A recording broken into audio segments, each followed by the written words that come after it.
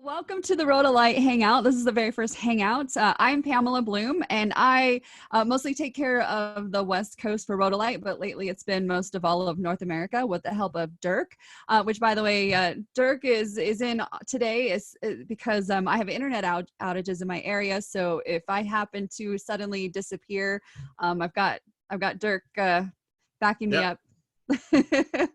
But I want to introduce our panelists today.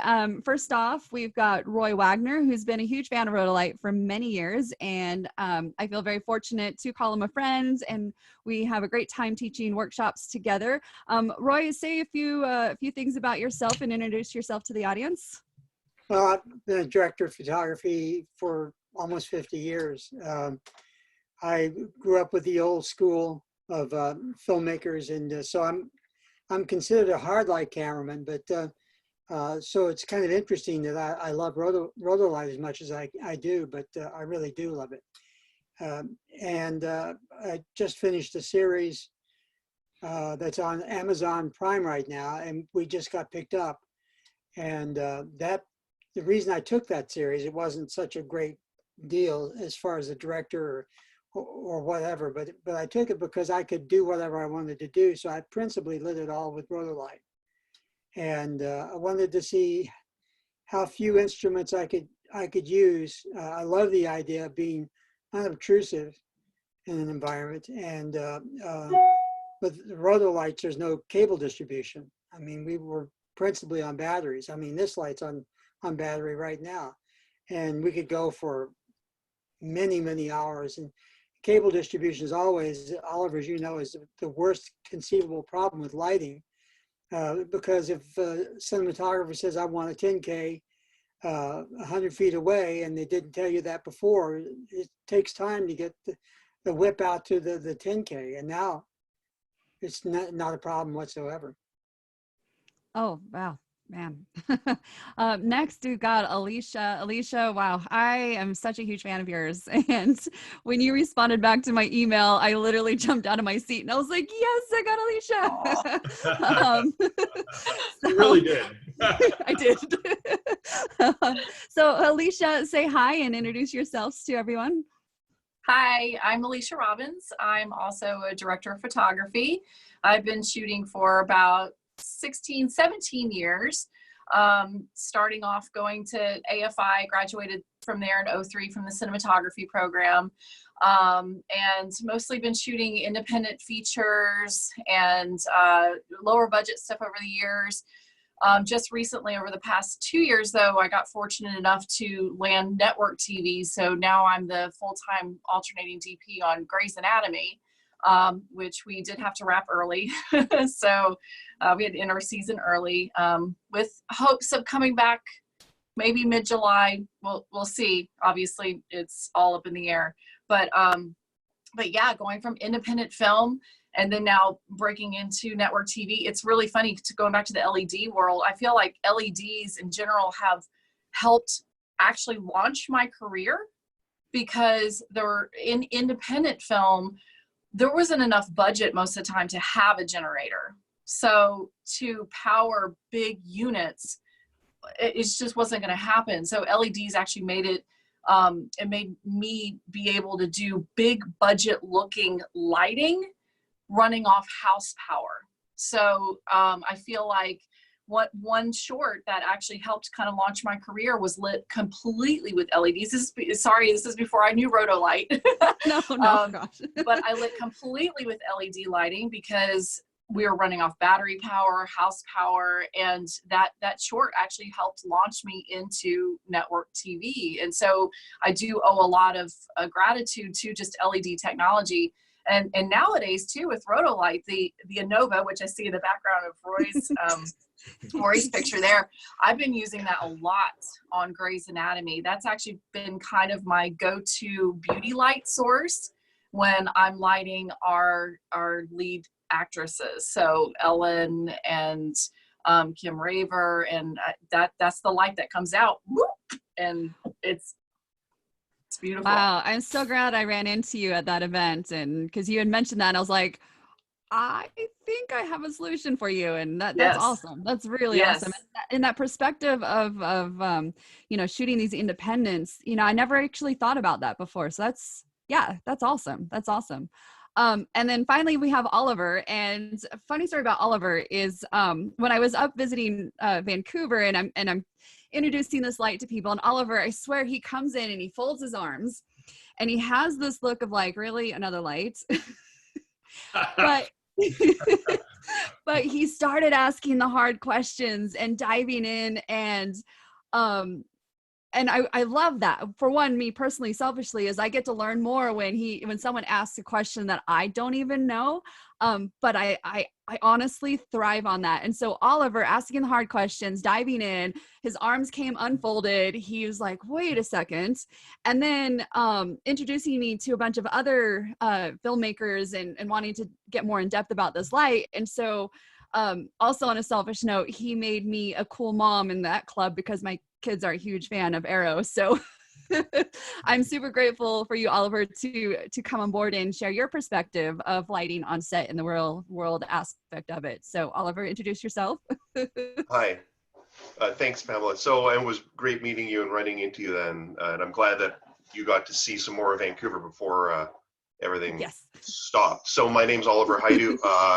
I've been in the film industry, I want to say not as long as Roy, but probably just edging over 30 years now. I've been a rigging gaffer and gaffer in Vancouver on various television series and feature films for, I want to say, probably over 20, 25 years now. Some more recent ones go back too far. Eureka for NBC, for Sci-Fi, Falling Skies. Of course, I've just finished Arrow, so it's a bit of a blur for me going back because I've been in the same place for over almost 8 years now. But Arrow was an interesting show, specifically because technology changed during the course of the production. And we grew the show and tracked the technology. And Arrow, as it gained in popularity, also picked up stages. And so we had like various incarnations of stages. And as the stages grew, the technology grew, and then we had to go back and retrofit other things. So for me, it was an interesting experience seeing that happen, rather than going like, you know, MOW or feature film or week to week something, to have a standing facility to stand for 8 years and to have that be scalable, so that like people like Roy or Alicia could come in and say, hey, I want to do this now, or I heard that this technology exists. Because the position that I find myself in is that I have to create a scalable environment that is budget friendly for the producers and the production manager and meets the needs of the directors of photography and the shooting crew. And that's a fine political maneuver, I think, that most people will agree. So anyway, so, you know, the unfortunate thing for us with the Rhodolite is that, so the last project I literally just finished after Arrow was I just snuck right in before the close. I just built the pilot, and we shot the pilot for the Mighty Ducks for Disney, which is coming back, and it's in the can, but there's no, I don't know whether they're going to do with it. So that's pretty cool. And we have the Rhodolite standing by, but they got here and now we're benched. So that's how. Well, positive thoughts that, man, we all want to get back to work, that's for sure. And I'm grateful that we can do things like this in the meantime and talk about it and talk about ideas and get the brain spinning, and to have other filmmakers come in and watch and learn. And as things get back into production, it's something that more filmmakers can start utilizing and bringing onto their sets, because they know the advantages of what it's going to do for them and their production, for both budget, quality, and power. And finally, Dirk, would you like to introduce yourself? He's my amazing boss who is here for support. I'm nobody's boss. I'm just a simple manager. I've been in cinema for a good 15 years, not as all you guys, but more on the product side of things, starting out with like very simple bags and rain covers for broadcast, and evolving that into covers for cameras and rigging cameras and stuff like that. Yeah, now I'm here with Rhodolite, trying to deal together with my friend Tim to deal with the world, and making sure that all of you guys get to enjoy our stuff. Well, we're going to start off. I'm going to do a quick demo of the Rhodolite, which I had to kind of piece together because when I was practicing, it doesn't come across very well through webcam. So I'm going to share my screen a little bit. And the first thing I do want to talk about is the most talked about feature, if you can see, is the Smart Soft diffusion. Now, this is a variable diffusion. It does go from 60-degree spread all the way to 150-degree spread, which is really unheard of, and it's equivalent to about a 216 diffusion, which you get about a 2-stop variable on that. It's an exciting feature, and for those of you who have seen it in person, I love the look on the face because they look at it and they're like, wait, what did I just see? Do that again. It's in the most layman's of it, it's crystals, and in their natural state they're actually diffused, and as you run electric current through it, it scatters. So you know, people have never seen this before, and as you can imagine, this is going to save you some serious time and money on set, especially if you're in a hurry and you don't need to manually go up and change that diffusion. So yeah, this is definitely the most talked about of that, this brand new light, and it's been amazing showing that off and watching the like, what is this voodoo? This is crazy. Wait a second. And then you see that the brain turning and getting that excitement going of like, wait, I could use this in this way or this way. And I joke that instead of having your second AC pull and focus, they can pull diffusion, because it's not only just a fun tool. It is a fun tool, but it's a tool that could be used and really applied in some pretty neat ways. So that's definitely the most talked about. But the magic really is behind the light. And I started. Let me just interrupt you there for a second, Pam. I think, you know, just a question for, I think, you know, Roy in this case. So, I mean, you know, it's great to have an electronic diffusion, which amounts to about a 216 diffusion. So, but how does that help you guys on set? I mean, what is the added value to do something like that electronically? Well, you know, Oliver's a gaffer, so he would be able to tell you better than I. But not having C47s and having a clip-on diffusion and taking that amount of time away from, or having to move a light, or and that goes into your filter, your gel menus as well. There's so many options that make us much faster. And as my mentor told me when I asked him years ago, how much time did we get to light? He said, you don't get any time. All that time stolen from the director and the actors. So you have to find a way of making the best look of a film that you can do in no time at all. And that's what they hire you for. They don't hire you for the pretty pictures. That's a given. That's what you're supposed to bring to it. What they want from you is time and cost and quality. And I think the Rhodolite does that. I was going to mention I was totally against LEDs. I had seen a number of them, and all of them had a huge spike of green in the CRI. And I really didn't know what that meant. Frankly, I saw it, but we were gelling it. And I was doing a show called Elementary in New York, and the actor was complaining about we weren't using Rhodolites. This is where I actually found Rhodolites. He was complaining about the light hurting his eyes, this LED, and I had less than a tweeny's worth of light on his face. And so we ended up bringing the light up higher and higher, like almost like a Gordon Willis top light, so that we could get the light out of his eyes. And I thought, this guy's got incredibly sensitive eyes. He's probably worn sunglasses all of his life. And so I began to talk to different manufacturers, and they said, we have a huge problem with green spikes in the LEDs. And I was reading, trying to research this, and I found out that these spikes can be serious enough to cause brain tumors.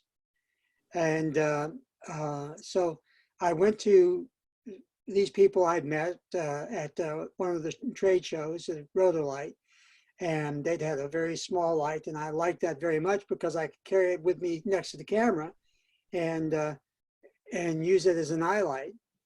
And they came out with the new round light, which I love the idea of the round light, Alicia, as you said, because actors think it's special because it's round, because it's a beauty light. And it's no more of a beauty light than a square light, but because it's round, they think it's a beauty light. And so the CRI on the Rhodolites from the very beginning, they really had figured it out and knew that they had to deal with this. And they started going to LED manufacturers until they found the proper ones that could deliver something that had high CRI and the green spike, and it got rid of it.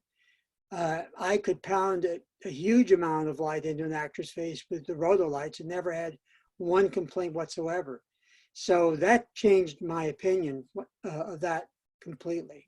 And the fact that I've always felt, Oliver, that a soft light is a hard light if you bring it close. And a hard light is a soft light if you take it far away. And so that sort of began to get me on the road to LEDs and the round Rhodolite, which I absolutely love.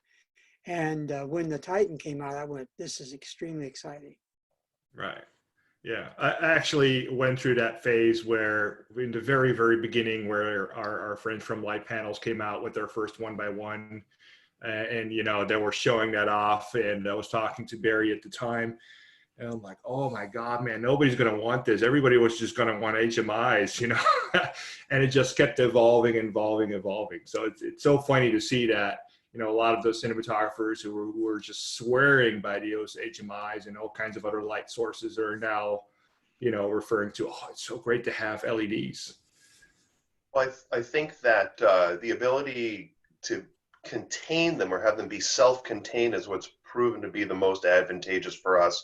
And when Roy, when you were talking about, you know, time is money and efficiency, and not that I want to speak about the grips negatively, but, you know, one of our greatest challenges has been to try to limit the grip department interaction with the lighting, at least on our sets, to be able to pare down having another team have to operate. So if we can get a honeycomb on it or contain it, now if we can get the diffusion built into it, the color built into it, right? That's eliminating, you know, all the bags of sand and the stands and the flags and everything that's going together to cull that out of there. So that's definitely something that this light is doing efficiently. It's eliminating yet one more layer. So for us, that was always a struggle to be able to accelerate the process and leave the set. Is that the same? Pretty much. I mean, that's the truth, right? I mean, our job is just time estimators. That's all it is. Yeah, Roy or Alicia will say, how long is this? The first AD is going to ask them, how long is the setup going to take? Roy's going to say, we need to do this all over. How long is it going to take? 15 minutes. Okay, well, do we have 15? 360s, and so there's no place to put the light. Yep. And so the more contained that you can make it, the better off you are. And the fact that the cable distribution is no longer an issue. I grew up with arcs, and so I'm talking about giant cables, and then the HMIs were not much better. And with this, by the time you got the distro boxes and everything else that you had to have, it was a nightmare. And Canada was wonderful because you had your big cable trucks, which we never incorporated in the United States. I've never understood that because that was such a smart idea. But there's a lot of things you guys in the United States that doesn't make sense. They burnt them down. If you want to know the story, apparently they did bring two to LA and they were burnt down. They were burnt down, or they just burnt down? I think they were helped. The breakout silks, which I always loved the idea of keeping the silk in the frame and you just fold it up and put it in the truck. I could never convince any of my key grips in Hollywood to do that, even though, here's the funny part. All across Canada, I thought it was built in Canada. It's built here in the United States, and we wouldn't use them. It's interesting, huh? Yeah, another thing that I like about the Titan, and I know I haven't been able to use it yet in practice, but there's one thing that I'll do sometimes even on Grey's Anatomy, which is my quick lighting setup. If I know that we have a lot of people in a scene, also just with being in a patient room or something like that, what we usually set up is what I call the ring of fire. And right now it's just been really literally lining the upper perimeter with Kino flows, and then just turning on tubes or diffusing more depending on what's the backlight, what's the side light, what's the front light, and just turning on what I need. And the Titan already having built-in diffusion, I can make that backlight instantly a little bit harder, the front light a little bit softer, this one dialed down a little bit. So having something like that just in that scenario alone would be even less time consuming than what we do right now. I mean, luckily with the show that I'm on, we have a super fast crew, so there really isn't a lot of waiting around anyway. So your crew is amazing. Oh, I love your crew. They're really, really fast. But you know, that's a luxury right now. So when I'm doing independent features in between seasons, then, you know, having that time knocked down a little bit is going to be very helpful. Right. Well, I love Frieder and the Kino flows. I mean, Frieder's changed, revolutionized lighting, but the problem always with Kino flows or any fluorescent is they have no throw. Yeah, so they don't. They just don't have any power. And the LEDs, especially the Titan, has enormous throw power. So you can put it far away. And that, if you could have 4 of those, that would be, you know, as a ring of light, that'd be spectacular. That's it. Yeah. So, Control up to So what, in- 4 or 5 of them? in an interesting note on that, though, like budgetarily, so an item like the Rhodolite might cost a little more of a premium for you to rent, whether it's that or whether it's an ARRI. But the infrastructure, so for instance, KinoFlow, we have very similar setups on Arrow, where we would have a lot of bulk lighting would be conventional or a KinoFlow fluorescent, something else, things that don't cost a lot of money, so that we could put our money into some specialty items that we would drag around. So the Rhodolite or something similar to that would become your workhorse light on set, but the background, the bulk lighting, so lighting in windows, you know, lighting of walls, up lighting behind furniture, whatever, some sort of accent lighting, you know, at that point, that either becomes KinoFlow or we just made our own LED, which became, you know, something that was cost effective by the end of the show. Yeah, we have a huge combination of just full on tungsten package, HMI, sky panels. Also, it's just every kind of LED you could possibly imagine. But you know, that isn't always the case on shoots that I'm on. So obviously an ABC show is going to be a little bit of a different scenario where we can pretty much have almost any of the units that we might need. And we do a real big combination of traditional tungsten lighting. So nice big 10Ks coming through the back, and then there's the Rhodolite right there as the nice key beauty, right? So it's definitely a combination of LED and traditional tungsten, also HMI units as well. Well, that's the thing about, you know, any equipment in general. It's you're using it to further tell the story. And if this quality and this product is going to make that easier for you, then that's a win. Like, not everything's going to work out, you know, exactly for every single scenario.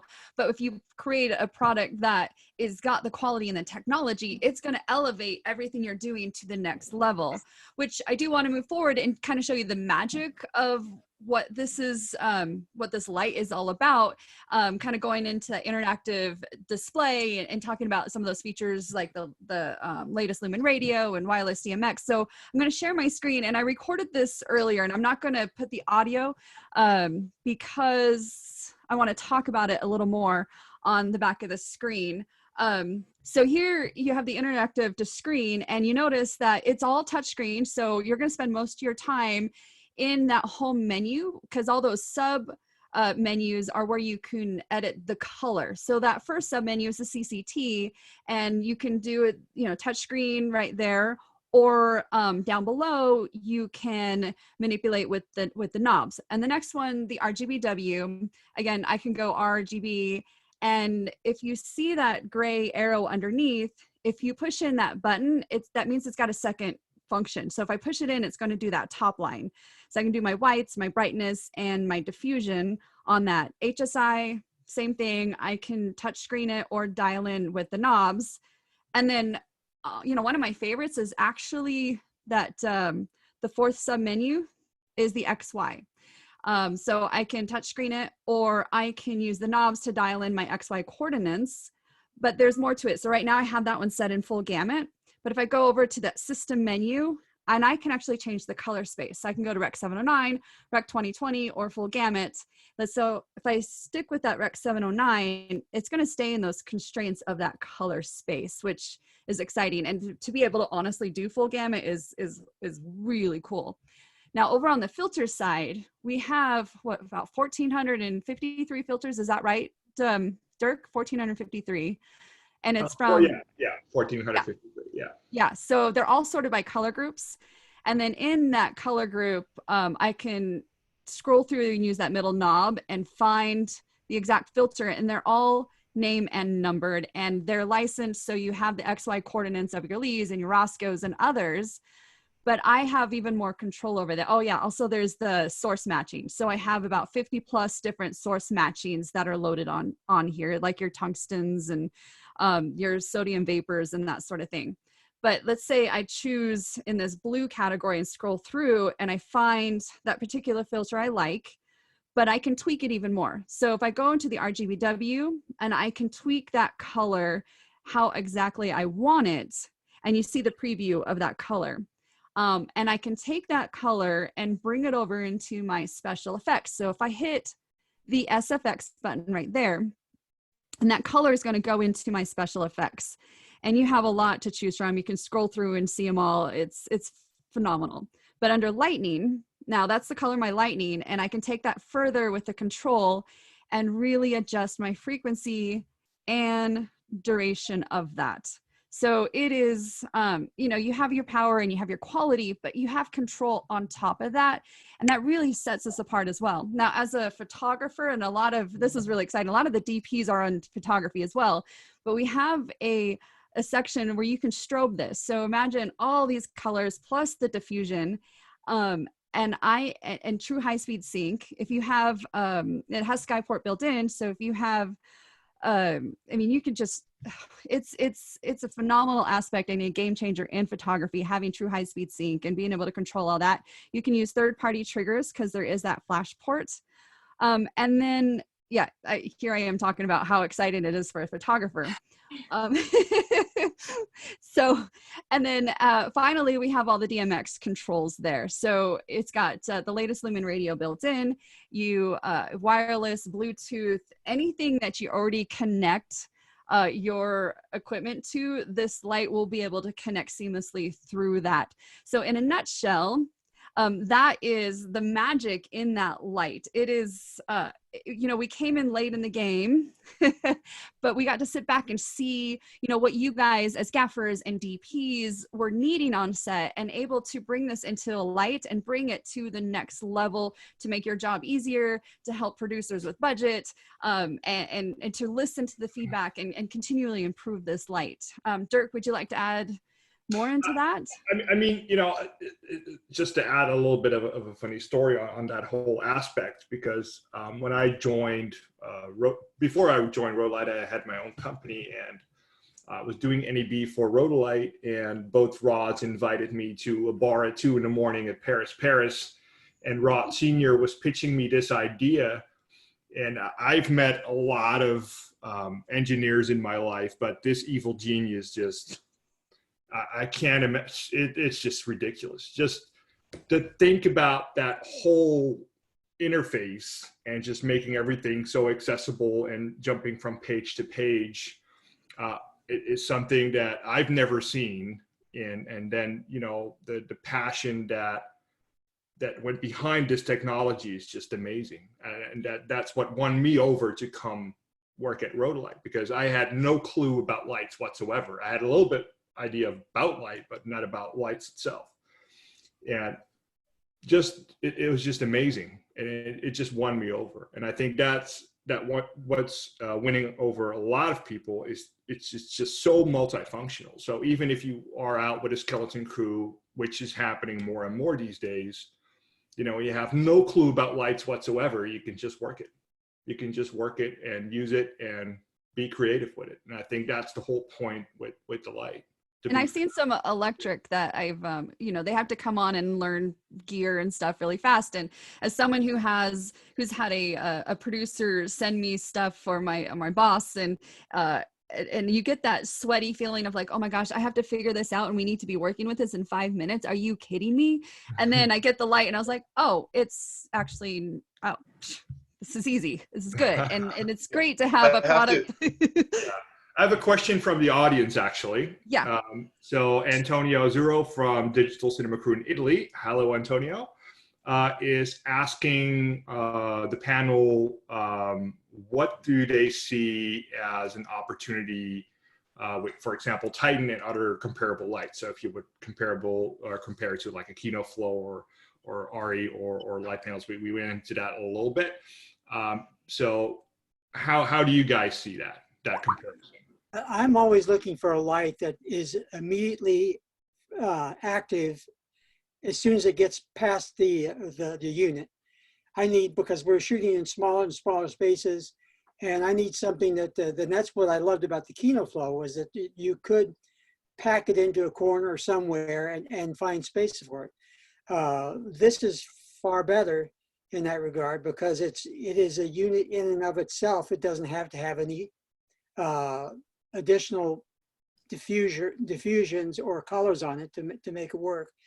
And so for me, that's been one of the big helpful things for it. But for Oliver, a lot of the things that are on the back of the light are things that Oliver will have much more to do with than I would as a director of photography, because by the time I'm on the set, I better have a plan and I better have a solution, and Oliver can show me what those, knowing me and knowing, being an interpreter himself, can show me the options that I have without, I mean, the light is very complicated. It's a computer. But the thing is that 150-degree spread from the light is exciting for me. I mean, the ARRI light has nowhere near that, nor does it have the output. Besides that, at low light levels, when you dim it quite down, it's very inconsistent. And for a light that costs that much money, when I go to a production manager and I say, I need these things, that's a lot of money. I want to make sure that it works.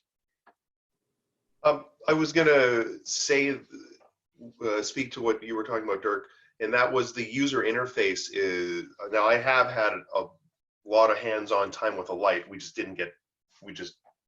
like everybody else, we stopped.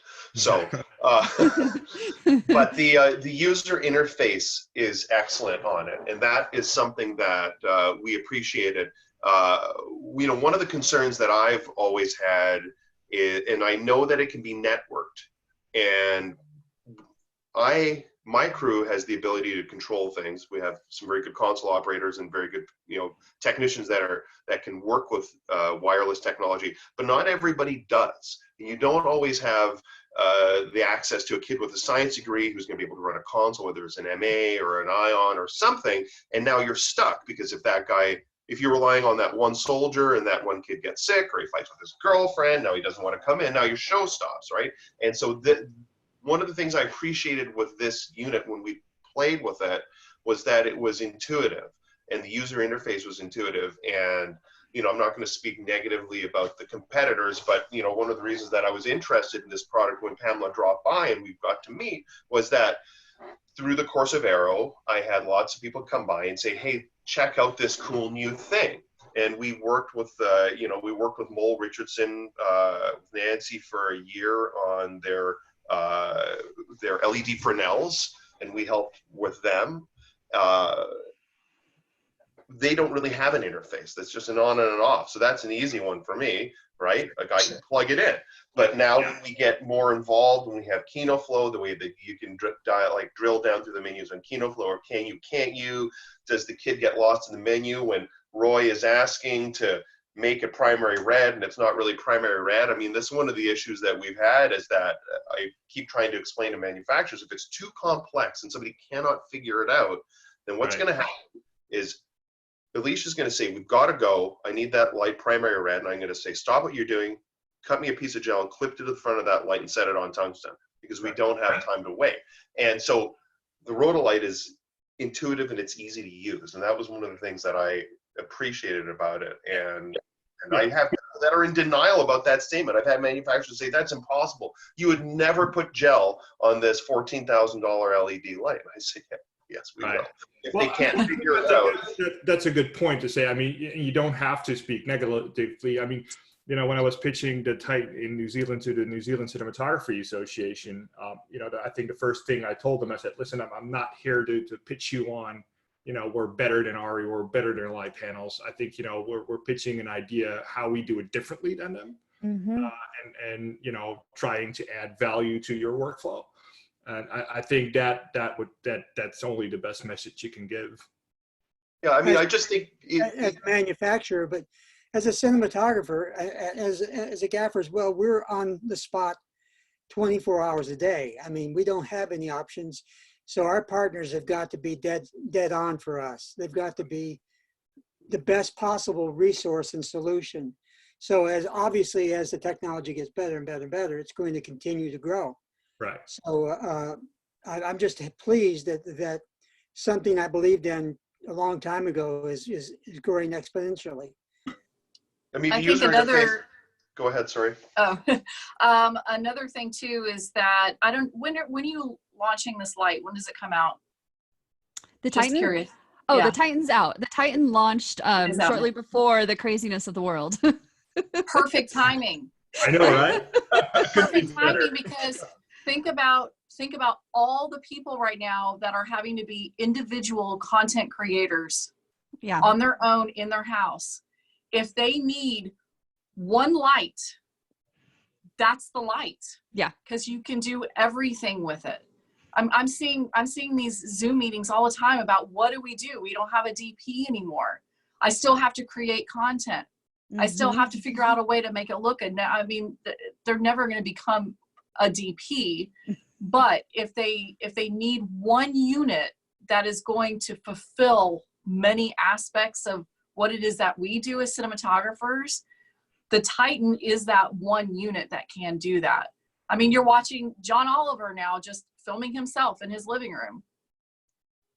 That could be a Titan lighting him. Well, So, actually, we just Tom Green is starting up his new podcast, and he has his Titan, and he is lighting his podcast with the Titan, and it's up in center and wrapped around him, and he's I would say he's giddy about it. He's like, this looks amazing. Yeah. I actually have another question out of the audience. I'm sorry to interrupt you, Alicia. So Antonio asks Oliver, so how do you set up your lighting usually? Do you go over lumen radio, or do you usually go wired? Well, I'm a big fan of wires, because when wireless fails, I get yelled at. So, Right.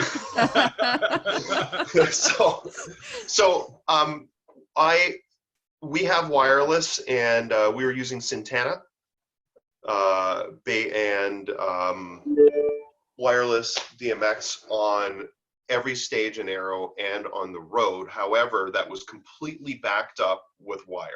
So we would have opto splitters around the perimeter of the sets so that somebody could put a transmitter in or take a wire. I think our hero set the bunker. So whoever watched the Aero, I know Pamela did, the bunker, I think we had, by the time we were done, I think we were up to, 45 or 47 fly pipes. Each of those fly pipes would have power and data on them, so that you could land a light on any one of those and give it a hard wire. You know, as I've mentioned, we watch the technology grow, and wireless was pretty shaky. We worked with like, even in its infancy, we used the Show Baby, sort of worked kind of, and even some of the more higher quality systems, if we end up like on location or in a city, in a concrete building, we had all sorts of strange things happening with wireless. So I try to use wireless only, as either a matter of convenience, but there's redundancy, and it's never the, if the shooting crew chooses to not use the wire that's there, that's fine, but I need to have the wire provided in case all else fails. And it has. Also, we've had lots of problems with wireless on cues, like we had a red alert effect with a whole bunch of cued LEDs all on wireless. We were put into a room that was actually a facility for smoking meat. An abandoned meat smoking facility, and it was going to be developed, and they'd sawed the doors off of like the meat smokers, and it sounded like the little, like if you were in a laundry facility where you'd like hang your clothes on it, little tracks that go around, but that was for meat, and the meat would move through the building and be smoked. It was pretty wild. But there was a place where you had to have a red alert mode, and so for that we put battery operated LEDs, wireless cued, on the walls so they could cue from normal alert to normal mode to red alert, because Green Arrow was always being attacked randomly and there's always an alert, and we couldn't get them to sync. We had to rewire the entire set and run a hardwired everything, even though we were, in theory we should have been able to control it. We couldn't get that sync between all the lights. So right. It's a double-edged sword, right? I mean, I think if it's for everyday use and somebody brings in a light and says, hey, wirelessly dial it down from your iPad, or you're going to use something that's different, but now if you're going to run a queue or it's more complex, then it's a wormhole. Yeah. Alicia, what about the Grey's Anatomy set? Of how we set up the Titan, or how you set up the lights and wired or wireless or that sort of thing? Oh man, we have a combination. I mean, we do have everything going through a board. But not everything will go through a board depending on what unit it is. Like I don't think we don't run the ANOVA through the board because it's just right there. So we just handle it just with our hands. So we don't do a lot of wireless control. We had started doing that a little bit with some other LED units, but unless it was kind of the same thing where unless we have the guy that knows how to work the iPad there that day, yeah, then we were not really using it. So we either run through the board where we have our dimmer operator, or we'll just do hand controls on set. That's usually what we do. Right. Is that the same for you too, Roy? I don't trust unless it's line of sight. Right. I'm really very cautious. On Ray Donovan, everything was hardwired. On House, everything was hardwired. It's great to have it, but it's that one day, as Oliver says, when nothing goes right. And you may have another show on the next stage over that's on the same frequency or near frequency, and your stuff. So I unless it's line of sight, which never is on a soundstage, it's kind of dicey. Yeah. We had a lot of problems with the Teradek and remote heads interfering with the video transmitters. People going home and modifying the remote head guy comes out and he's like juiced up his transmitter, and now it wipes out all the lighting. I mean, in Canada, because of the FCC issues we have here, are much more stringent than you have, which, people just do whatever they want. It's the Wild West. Everybody's just on 2.4 gigahertz and go nuts. They just whatever they want. I mean, there's nobody. Yeah, everybody's shell. Anyways, one of the things I was excited about with this light that I have not had the opportunity to do that. I want to ask Roy and Alicia about, and that is doing a PMP with it. Because I was excited about that. I was excited that if you could take a row of them down, either side of a vehicle or an airplane or whatever it's going to be, and from the front to be able to cue the lamp like the source, but cue the diffusion. So it's like a cloud passing or there's something I else, you're was- passing by a post or something. I was actually thinking thought- about that for sure. Yeah. Yeah. About if it's LED, why can't you output the projected image into the LED source? Oh. You probably can, right? Yeah. Through the DMX. Yeah. Well, no, that you'd have to pixel map that little guy. I think that Not That would be pixel to more. pixel, but just interactive lighting to go with Yeah, what but the background that's would what be. we're talking about. We just no, did it's something. the. We just did Sorry, go something ahead, Roy. with Sam Nichols. We just did it. He's doing a show called Rush, and we did this in Palm Springs, and they're not to the point where they can project the image off of the LED lights, but it's close. Hmm. And for me, that would be fantastic because you could get the output that you need Yeah. to go into a car or whatever, and be displaying the images that are the rear projection or front projection at the same time. And because, we can right now, we can plug into DMX and get that, the same output that's going to the monitors to play on the TVs, on the lights. But I would love to see it. So you're actually seeing trees coming by or a reflection off of a glass window. You're actually seeing all of that. Wow. That's actually one of my favorite things about this light is you're like, wait a second, your brain starts spinning and you get excited about trying new things. What are some, as a filmmaker, what are some things that you're looking forward to using with LED technology as it continues to advance? Like what's kind of like your wish list with LED technology that you look forward to seeing in productions or just in the technology itself? Oliver, for example. Sorry, like I missed the first half. Oh, I zoned out. You dropped I out. only heard the. Wait, I don't even see you drinking yet. No, it's water. It's noon here. Come on. Yeah, that's just And I'm wearing convenient. pants. It's not like.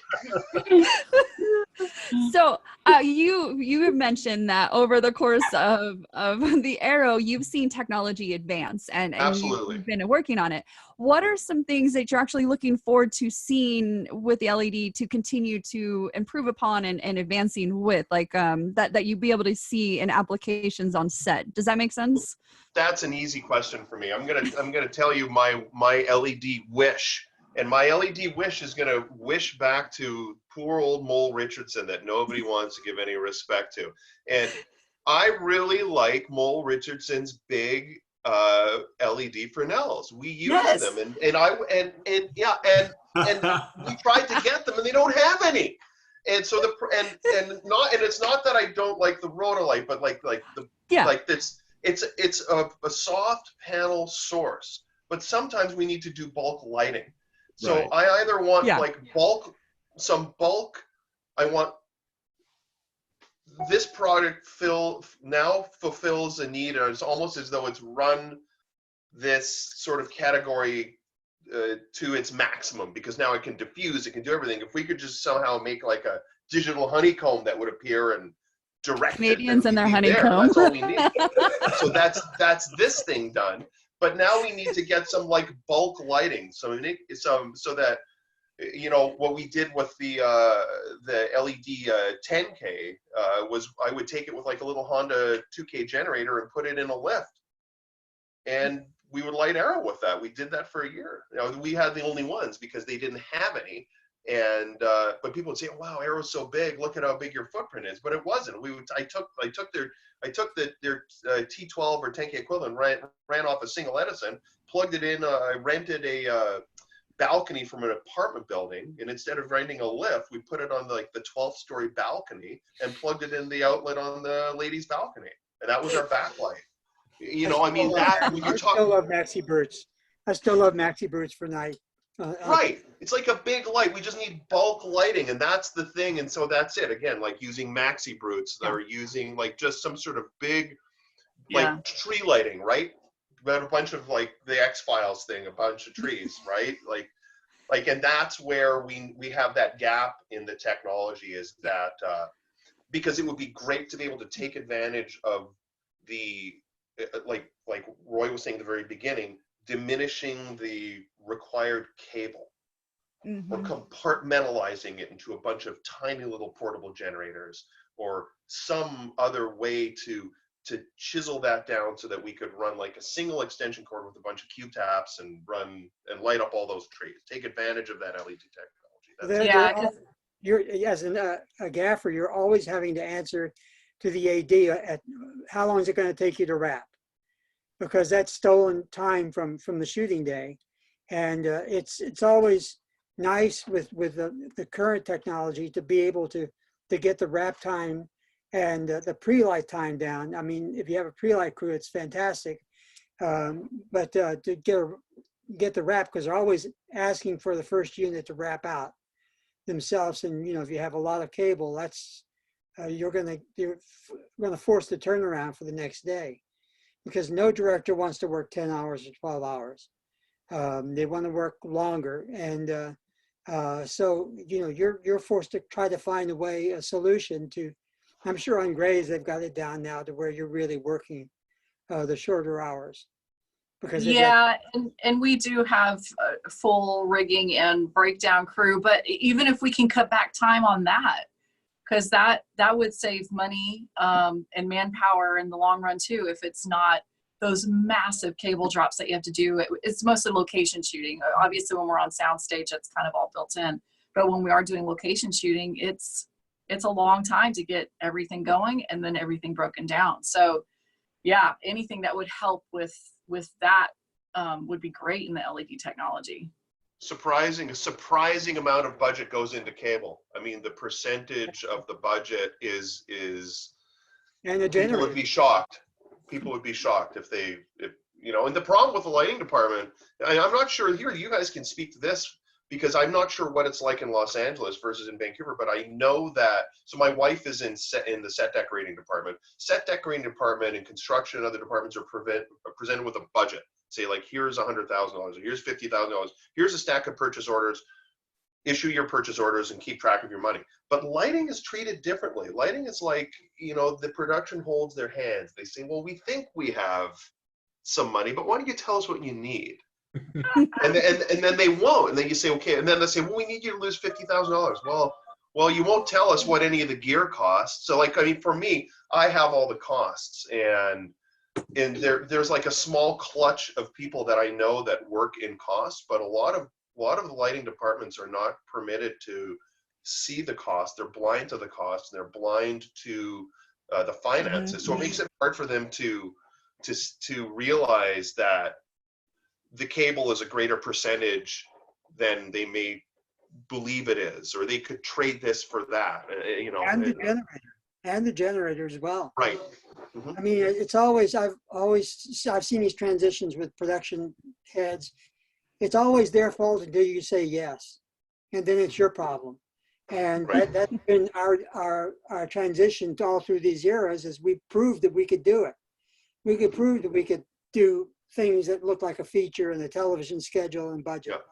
And you know, you want $10,000 a week? Oh, well, you're going to do it for $8,000 next year. And it's always that way. And you laugh, Oliver, because we all have the same issue. Yeah, And I try to go in with a production and say, so how much money, when I get hired, I say, I want to know what your production budget is for lighting and grip and camera, because we have to bid from 3 vendors. And so that's the way I get the information for the equipment. And I always go to the vendor I like and say, look, bid $5 under this and you'll please Universal or please whomever.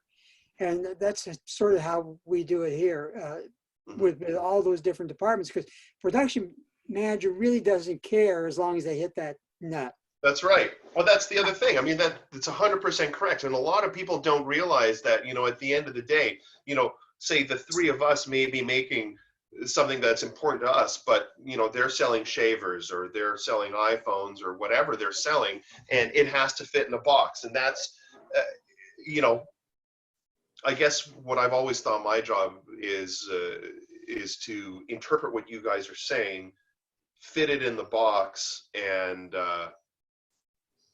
basically not leave that box. We can do anything we want. Actually, 30 years ago almost, I was the gaffer I used to work for told me, he said, you know, Oliver, you get one ask. Here's my tip for the internet. This is the internet tip.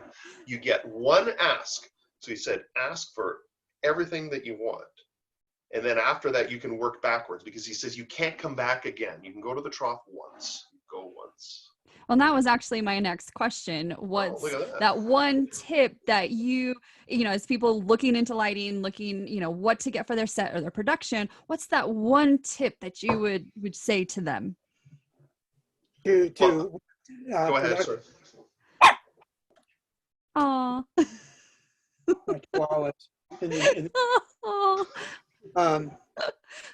You know, to me, it's survival of the fittest in this business. It's constantly that. I mean, you want to make it look elegant, and as my mentor said, you know, Fred Astaire works for 12 weeks rehearsing a number, and when he comes on stage, he makes it look like he just invented it there. And they expect the same from us.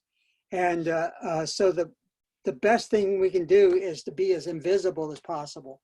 And I think one thing that you mentioned Mole Richardson. Larry Parker is a very good friend of mine. I love Mole Richardson. But the problem for Mole was they had this manufacturing factory, and they could make tin case forever. They could make that shape forever. But what we were doing was different. I mean, a lot of what was happening when all that lighting worked was you were pointing straight one direction. If you did anything, you'd do one 90-degree pan off, and that was it. You didn't do all this complicated stuff that we're doing now. And when I was doing houses, I kept saying, I can't get the 20Ks down into the windows low enough to get them into the room, because I see the unit. So anything, we ended up using lightning strikes because you didn't see, yeah, you didn't see the unit before you saw the light. The light you could literally get it all the way into the room without seeing the unit.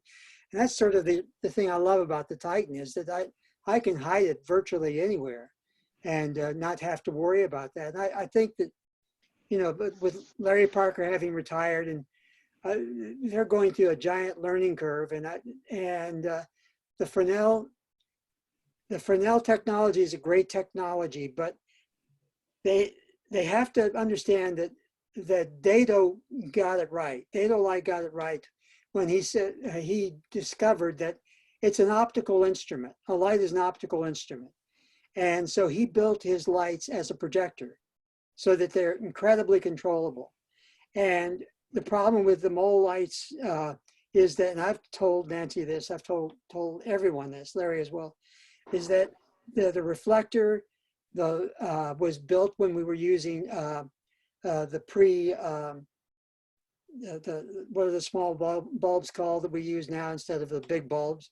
They were built for that, and so the focal point is different now, and so you can't get as sharp a beam out of the Fresnel as you used to be able to get out of those larger bulbs. And they need to come up with a photometric design for the proper size reflector, and a Fresnel that actually is a proper lens, and the transition from the bulb, so you can focus the beam. I mean, even right. their projector, they built the beautiful projectors, but they forgot the one thing that was built on the old ones, which was a black dot right where the bulb was. Yeah. So the only thing you were getting out of the light was to bounce back onto the parabolic, then coming out. So their new projectors, you have to put a piece of black duvetine or flex in front of it, so that you're not getting emanated light right from the bulb. But I love Fresnels, and always will love Fresnels. Except Comrade Hall once said to me, he said, when do you ever walk into a room where a light's literally pointing in your face? And yeah. It's the truth. So you're getting the ambient light, you're getting mostly the light that like this light right here. I mean, if I tip that up, it's, you know, that's not how I work. But, you know, this is kind of, I'm getting the ambient, and I'm still using a hard light, but it's ambient. So I think that, you know, I think Mo Richardson will probably have less of a problem than Kino will have. Alicia. Yeah, I guess it's a question of who are we really talking to? So are we talking to other DPs that are on shows, on features, or are we talking to those individuals that are creating their individual content at home, smaller budget, reality style shooting? I mean, there's such a vast. I know it is such a vast. Well, you know, for someone like Currently you, we're talking to all of them. So. Yeah, we're talking to all of them. Talking to all of them. Yeah. So I'm assuming that yes, we're talking to all of them. And you have to experiment with the lights. Period. Like you have to, and that's the thing is every light that I've put into my wheelhouse or my toolkit, I've played with it a lot and put it on architecture in the background, see how that looks, put it on a face. What does that look like? What if I need to, and I'm talking about like all different kinds of LED units. So just, you have to test them over and over and over again. Unfortunately, I don't think that everyone has that luxury of being able to get a unit and testing it like that, unless they can go to a rental house and rent it for cheap. And for me, when I was doing my independent work and low budget work, I was so fortunate to be able to go to Wood Nickel all the time. And and Wood Nickel is what was the cheapest rental house you could go to, and still get good quality gear. And they started bringing in a lot of LED technology too. And that's where I was discovering the mole Fresnels and discovering lots of different LEDs that were coming out, and they would let you go in and play with them and look at them and even sometimes even demo a light. Right now, obviously, we're not able to do that. So that's going to be the tricky part too, is people are going to have to somehow get a rental that gets shipped to them that they can play with, or go ahead and just bite the bullet and purchase that light that now they can use for the meantime. But yeah, you just have to experiment at home right now and play with the units and see what they do. Obviously, when you get back to set, that's a different story. Then you're going to have a little bit more luxury of practicing with the units. So it's hard to offer advice to people right now, like, because I'm figuring out this too. The best part, I think that what you said is absolutely dead on. It's not the quality of the instrument as much as the partner.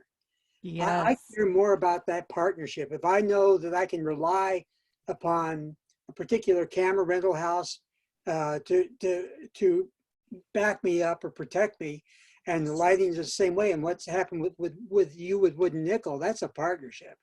And that's a better partnership than anything else. I mean, I would rather have that than the newest technology available, is to have someone I know I can count on for the big shows and for the little shows.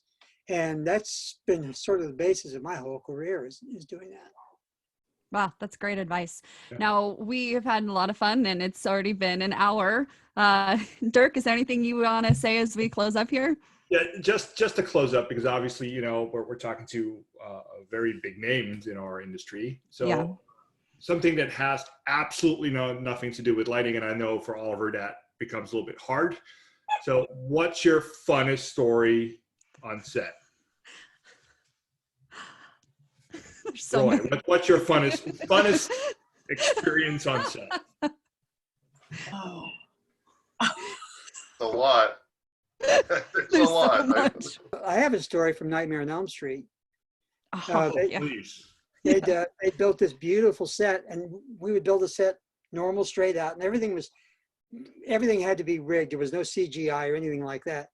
And the snake going through the floor and going through the walls and all that, that was it was a roller coaster rail that went through under the balsa wood set, on the balsa wood walls and the balsa wood back walls. And we had grips, about 25 grips pulling on this rope that had skateboard wheels and these army pith helmets. So it would look like a snake running through the walls. And they worked months on this. We're talking about the top, these were the babies in special effects, but they became the heads of special effects today. And so finally we were ready to shoot, and Russell Carpenter was one of my operators. And so we went in, and we had only 2 cameras to shoot this. And I think it was Patricia or Arquette was the actress. I can't remember, but I think she was. So she goes out, and we get this cue that's going on, and we're rolling in high speed, and we hear all this noise, and it's just loud. And then you see dust rising everywhere. And I turned to Russell after we call cut, and I said, "Did you see anything?" He said, "No, I didn't see a thing." What happened is that they had rigged it so well, they literally tore the entire back of the set off. And it took them 6 weeks to rebuild the set Oh, and do it again. Talking about cost effective, that just goes down the drain. He was a good production designer too. oh man. So what's your funniest story, Alicia? Oh man, that's a really hard. That's a hard question, because I'm really thinking back to all the. I've had so much fun on set, just period, throughout my career. There's only been a handful of times where I was not very happy on set. And there was one film that I was on where, and that's the only time. It was one movie that I did not have a good time. But other than that, I've really been lucky with just having great experiences on set most of my career, even in the tiny little low budget worlds where you're having to do pretty much everything yourself with like 2 other crew members. But I guess for me, probably the most fun that I've had, it has been recently, because being a part of the Grace family has really just been an amazing experience for me. And one of my first shoots on the show was when we were shooting up in Seattle back in August, and it was on my birthday.